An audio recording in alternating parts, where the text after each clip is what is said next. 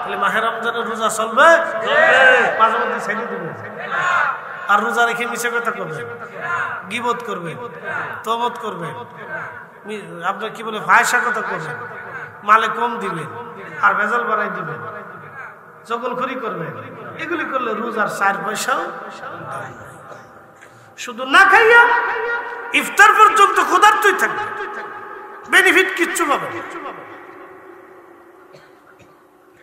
রমজান মাসে মিথ্যা কথা বলা যাবে না, চগলখড়ি করা যাবে না, গীবত করা যাবে না, এগুলি কোনো মাসেও করা যাবে না, এগুলি কোনো মাসে হালাল না। কিন্তু তারপরেও মাহে রমজানে রোজা রেখে যদি এগুলি কেউ করে তো রোজা হবে না,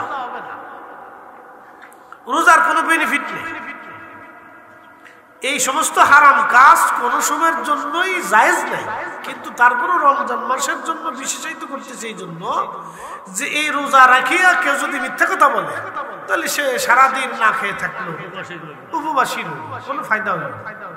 রোজা রাখিয়া কেউ যদি গীবত করে তাহলে সারা দিন সে উপবাসী রইল, কোনো উপকার হইল না। রোজা রাখিয়া কেউ যদি মানুষ ঠকায় তাহলে সে সারাদিন উপবাসী রইল, কোনো বেনিফিট হইল না।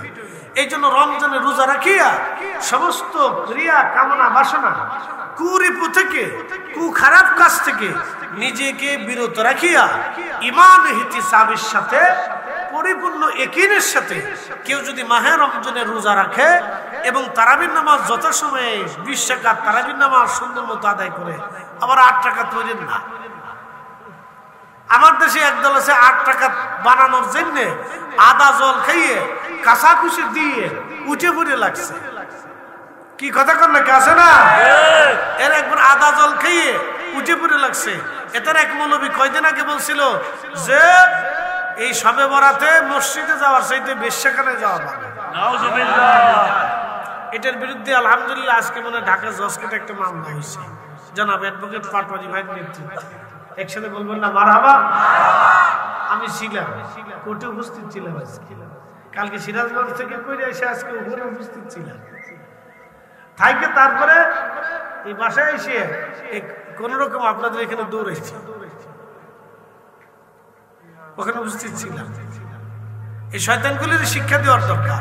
এরা মুসলিম মিল্লাতের ভিতরে অশান্তি ফিতনা ফাসাদ বাড়ানোর জন্য এগুলো উঠে পড়ে লাগছে। আমার ঘরে কোনো অশান্তি ছিল না, সমাজে অশান্তি নেই, নামাজ নিয়ে বিতর্ক নাই, রোজা নিয়ে বিতর্ক নাই, দোয়া নিয়ে বিতর্ক নাই। এগুলি আইসে নতুন করে আমার সমাজে বিতর্ক সৃষ্টি করে মুসলিম মিল্লাতে পাটে পাটে ভাগে ভাগে অশান্তি বাড়াই দিয়ে বাপ পুতে ঝগড়া, সমাজে সমাজে ঝগড়া, ইমাম মুসল্লির ঝগড়া, এই কমিটি মুসল্লির ঝগড়া, এই বন্ধু বন্ধুর ঝগড়া, এই স্বামী স্ত্রীর ঝগড়া, বউ শাশুড়ির ঝগড়া, এই ফ্যামিলির ভিতরে যারা অশান্তি ঢুকাই দিয়ে দিচ্ছে, এই সব শয়তানের দালাল। কথা বল ঠিক কিনা?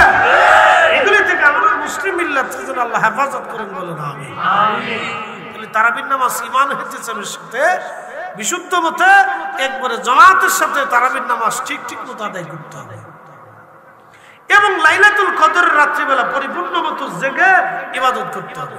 মাহে রমজানের শেষ বেজর রাত্রের 9 দিন 10 দিন একবারে শেষ বেজর রাতগুলি, যেই বেজর রাতগুলি থাকে এই বেজর রাতগুলি শেষ 10 দিনের বেজর রাত অনুসন্ধান করবেন, কনফার্ম আপনি লাইলাতুল কদর পেয়ে যাবেন। তবে 27-26 তারিখ দিন যে রাতের বেলায় কয়েকটা সহিহ হাদিস আসছে যে এই রাতটা লাইলাতুল কদর হবে।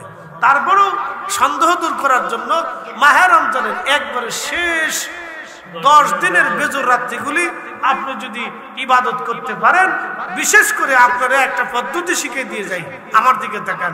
এশার নামাজ জমাতে পড়বেন, ফজরের নামাজ জমাতে পড়বেন, মারহাবা কর। এশার নামাজ জমাতে, ফজরের নামাজ জমাতে কেউ যদি আদায় করে ঠিক মতো, তাহলে মাহে রমজানের শেষ 10 দিনের বেজর রাত্রিবেলা যদি আদায় করে, তাহলে কদরের রাতের বরকত আল্লাহ তার আমল নামায় লিখে দিবে। আরো জোরে, আরো জোরে। এই আমলগুলি কেউ যদি করে, আল্লাহর নবী বলতেছেন বাচ্চা মায়ের পেট থেকে আসলে যেমন নিষ্পাপ থাকে, আল্লাহ রমজান যাওয়ার আগে ওই বান্দার জীবনের গুনাহ মাফ করে দিয়ে আল্লাহ নিষ্পাপ বানাই দিবে। তাহলে খুশি না বেজার? খুশি। প্রিয় উপস্থিতি, আল্লাহর নবী মাহে রমজান আসার আগে পবিত্র মিম্বরে কদম মোবারক রাখলেন। সুনানুত তিরমিজির হাদিস, কদম মোবারক রাখার পরে নবীজি বললেন আমিন। দ্বিতীয় মিম্বার শরীফে কদম রাখলেন, নবীজি বললেন আমিন। তৃতীয় মিম্বার শরীফে কদম মোবারক রাখলেন, নবীজি বললেন আমিন। আল্লাহর হাবিব আমিন বলার পরে সাহাবীরা জিজ্ঞেস করলেন, ইয়া রাসূলুল্লাহ, ইয়া হাবিবাল্লাহ, নবী গো, ইয়া রাসূলুল্লাহ, আপনি তিনবার আমিন বললেন, বিষয়টা তো বুঝলাম না। আল্লাহর নবী ডাক দিয়ে বলেন, সাহাবীরা রে, আমি প্রথম মিম্বরে যখন কদম রাখছি, জিবরাইল আমিন আমাকে এসে বলেন, ইয়া রাসূলুল্লাহ, আপনি নবীজির নাম মোবারক শুনলো কিন্তু দুরূদ শরীফ পড়ল না, সে ধ্বংস হয়ে যাক, তার আখিরাত বরবাদ হয়ে যাক। নবীজির নাম শুনলো কিন্তু দুরূদ শরীফ পড়ল না। আমরা শুধু দুরূদ শরীফ পড়ি না, দুরূদের সঙ্গে আমরা বৃদ্ধাঙ্গুলি চুমা লাগাইয়া চোখের মধ্যে লাগাই। ঠিক কিনা? লাগাই না? অনেকে কয় বেদাত, কিন্তু এই মাসালা লিখছেন আল্লামা ইমাম জয়নুদ্দিন শামী, বিশ্ববিখ্যাত ফতোয়ার কিতাব ফতোয়া শামীর কিতাবুস সালাতের বাবুল আযানের ভিতরে বিস্তারিত ব্যাখ্যা করে তিনি এই মাসালা লিখে দিয়েছেন। মারহাবা কইলেন না? এখন হেরা ইমাম শামীরেও মানে না, আর না মানলে তো জোর করে মানানো যাবে না। কথা ঠিক কিনা?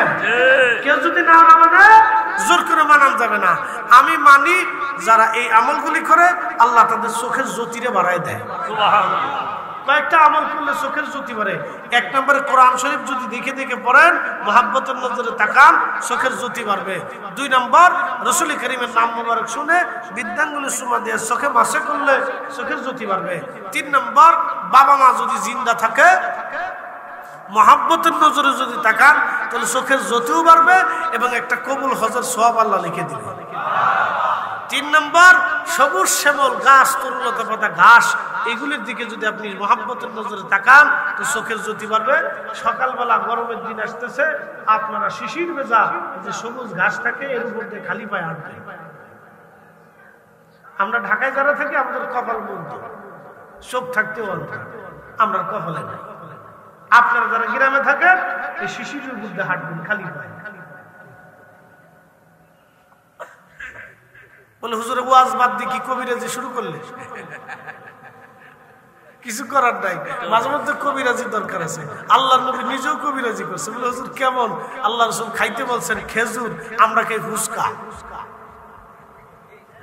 কি কথা কর না কা? ওই মেলা যায় দেখেন বিসমিল্লাহ চটপটি হাউস, চটপটি হাউস বইছে, ফুসকা হাউস বইছে। আর যত বেড়িরা খালি ফুসকার চটপটি খাওয়ার লেগে পাগল, খালি ফুসকার চটপটি। এর ভিতরে যে কি আছে আল্লাহ জানে। এই চটপটি আর ফুসকা খাবে, আর আল্লাহ রাসূল বলছেন তোমরা খেজুর খাও, তোমাদের বাচ্চাদেরকে খেজুর খাওয়া, আর আমরা বাচ্চাদেরকে সুইংগাম খাওয়া না চিপস খাওয়া। খালি স্যাপ সাপবে আর আমি যাবি খাবে আর পেট নষ্ট করবে। এগুলি খাবেন না, খেজুর খাবেন, তালবিনা খাবেন, দুধ পান করাবেন, ভালো ভালো জিনিস খাবেন। হালালান তাইয়্যিব, আল্লাহ হালাল একটা বলছেন, তাইয়্যিবের কথা বলছেন, বিশুদ্ধটা, পরিশুদ্ধটা, পুষ্টিকর, যেটা খাইলে মানুষের শরীর সুস্থ থাকে, ভালো থাকে। আল্লাহ চায় আমার বান্দা ভালো থাকুক, আর বান্দা খালি কয় আমি বিড়ি টেনে খারাপ থাকে, মন খারাপ করে। এক একজনের বিড়ি প্রত্যেক দিন 10টা লাগে, একজনের জিগি শাসা কয়টা লাগে, কয় 60টা লাগে। আমাকে মানুষ না জিন কয় যাই করো, বিড়ি টানতে টানেন। কি করবে এটা? টাইনে যদি বেহেশত পান তো টানেন। আমি একদিন বাথরুমে ঢুকছি, খালি বিড়ির গন্ধ, তো বেরোয় 10 টাকা কেয়ারটেকারে দিয়ে বললাম, বেটারে এই পাবলিক টয়লেটের ভিতরে বিড়ির গন্ধ পরিষ্কার করতে পারস না? হুজুর আপনার আগে যেটা ঢুকছে হাতে বই বই বিড়ি টানছে। বিড়ি টানার জায়গা তো বহুত জায়গা আছে, গাছতলা আছে, মোড় আছে, দোকানপাট আছে, সেটা টানতে পারে। বাথরুমে কে হুজুর বিড়ি না টানলে ক্লিয়ার হয় না।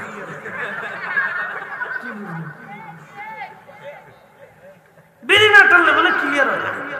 তার অর্থ হচ্ছে বিড়ি তার শরীরের সাথে অ্যাডজাস্ট হয়ে গেছে। কি কথা কর না? বিড়ি কি হয়েছে? অ্যাডজাস্ট হয়ে গেছে।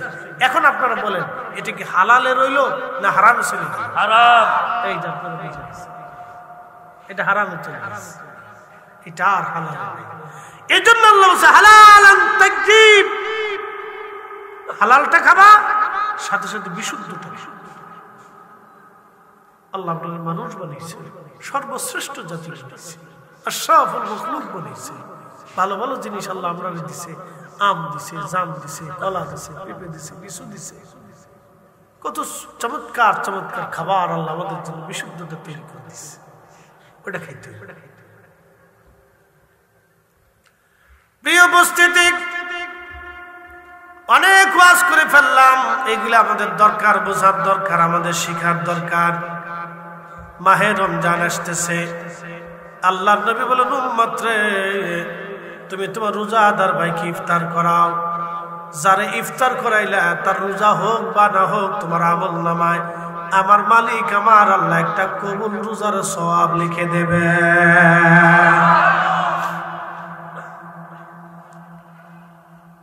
সাহাবীরা এক পেয়ালা দুধ দিয়ে হলো ইফতার করাও। নবীজি বললেন, এক পেয়ালা দুধ দিয়ে হলো ইফতার করাও।